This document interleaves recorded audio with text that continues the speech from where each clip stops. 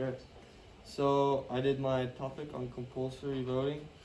The question is, should we make voting compulsory in the United States? I'll let you guys write that down.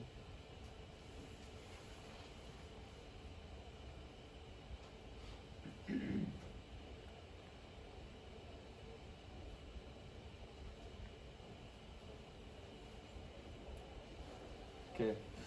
What is compulsory voting? Compulsory voting, also known as mandatory voting, is when the government requires votes for an election. There are penalties for people who do not vote unless they have a valid excuse. Alright, quiz time. Name a country that uses the mandatory voting system. Anyone? Anyone know? China. Wrong. Australia. Yeah, Australia. Correct. That's the list right there. I'd give you something, but I forgot. Okay, thank you. So I'll remember this. just be happy. Okay. What political side in the United States opposes mandatory voting? Anybody? Anybody know? It's kind of easy. Democrats. And Republicans. Yep, okay, you got it. Jump. Which president of the United States endorsed mandatory voting? Lincoln. No. Obama? You said Obama. You said Obama. Alright, what percentage of people voted in the 2016 election? It's a guess. Just give some guesses. 30. 30? 10. No, fire. 57. 45%. Close. Very close. Close. 60%. A little lower. 58. Yes. 58.1% of the people voted in the 2016 election. Okay, so here are some cons of mandatory voting if we do allow it. It violates our First Amendment to, it violates the freedom to express and choose, so that's one downside to it. If you live in a country that has a mandatory voting system, there are punishments if you do not vote, such as fines. You'll get more uninformed voters not knowing who they should vote for, and so that kind of messes up the polls because people aren't informed, so they kind of just guess who to vote for, and it's not really like an educated, like knowing of who the candidates are.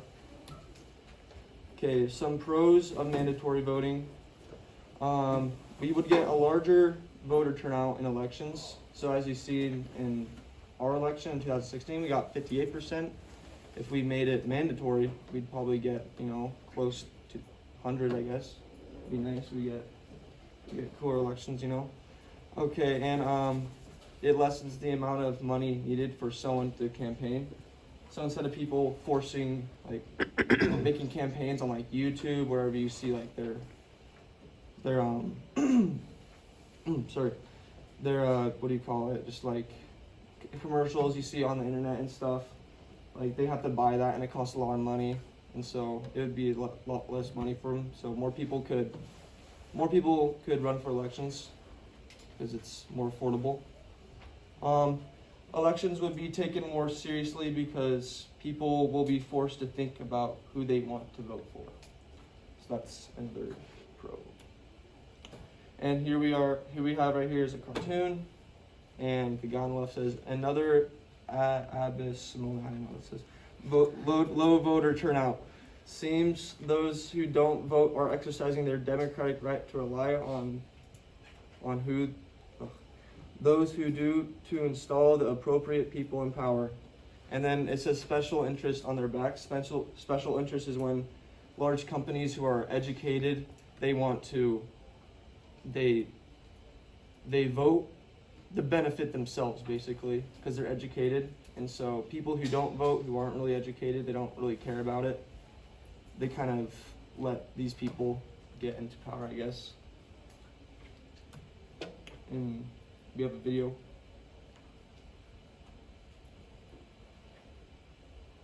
after these ads.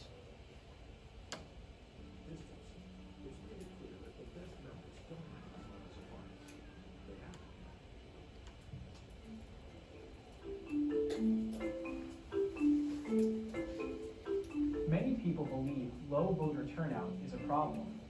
As a solution, some advocate mandatory voting. There are mandatory voting laws in other countries, like Australia, which require citizens to vote or face a fine or punishment. Are these laws a good idea? I would say no. Here's one reason why. For over 50 years, political scientists have continually found that most citizens are badly informed. For instance, most cannot identify incumbents. If things are going well, they don't know whom to thank. If things are going badly, they don't know whom to blame. Yet, ignorance isn't even the main problem. Citizens appear to make systematic mistakes about the most basic issues in economics, political science, and sociology. While you can force someone to vote, you can't force them to know a lot about an issue. The typical citizen would fail Econ 101. Do we really want to force him or her to make a choice about economic policy? The typical citizen systematically overestimates the benefits of war and underestimates the human and material costs. Do we really want to force him or her to choose between the hawkish and dovish candidates? When political scientists and economists study political knowledge, they find that the citizens who abstain from voting are typically even more ignorant or misinformed than the citizens who do vote. If we force everyone to vote, the net result is that we get a more misinformed pool of voters. We would then get political candidates who reflect voters' misperceptions. We then get bad public policy. That's not likely to be the electorate's advantage or to the advantage of the most vulnerable members of society. A common objection to my argument is that voter turnout isn't uniformly low among all groups. The disadvantaged, poor, unemployed, and uneducated are much less likely to vote than the advantaged, rich, employed, and educated. So, the argument is that maybe we should force the disadvantaged to vote in order to make sure that the better off don't take advantage of them or ignore their interests.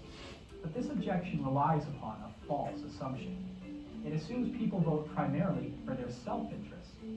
Now, you're going to find this hard to believe, but when political scientists study voting behavior, they find over and over again that people do not vote selfishly. Political scientists themselves have had a hard time accepting this. That's why they've done so many studies. Instead, they find that voters tend to vote for what they believe to be the national interest. So we don't need to worry about protecting non-voters from selfish voters. People mean well. They don't want to exploit their neighbors. What we should worry about instead is that people do not invest the time to learn which policies really serve the common good. Forcing people to vote doesn't fix this problem. Elections are high stakes. If we make bad decisions at the voting booth, we contribute to bad government, needless wars, homophobic, sexist, and racist legislation, lost prosperity, and more. All citizens should have an equal right to vote, but if someone wants to abstain from voting because he doesn't feel he knows the right answers, or for any other reason, he should be allowed to do so. You can force people to cast votes, but you can't force them to cast smart, well-informed votes, however good their intentions may be. Mandatory voting guarantees high turnout, but not better government.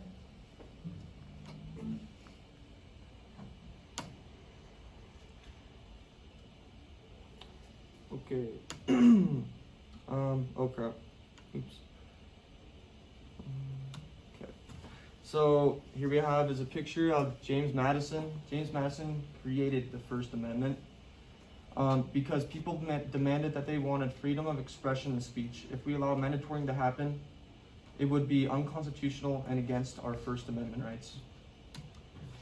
In my opinion, I don't agree with mandatory voting, and as it said in like the video, he said you can't expect smart and well-informed votes with the mandatory voting, and he also said mandatory voting guarantees high turnout but not better government, and it is contradicting our First Amendment rights that our founding fathers had given us.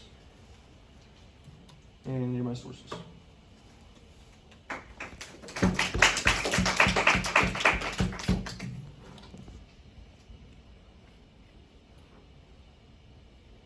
Alright, and we're all finishing up our slips and stuff. Are there any questions? Actually, I have one to start us off here.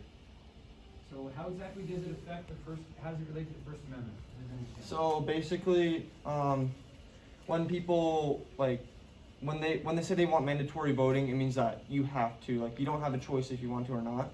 So it kind of violates our First Amendment because we have the freedom to choose if we want to vote or not. So basically, if we're forced to vote, it violates our First Amendment.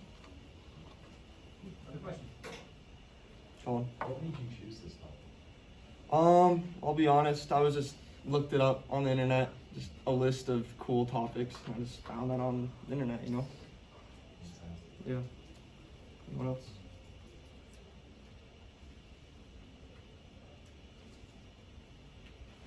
Fair enough. All right, thanks. Yeah. Do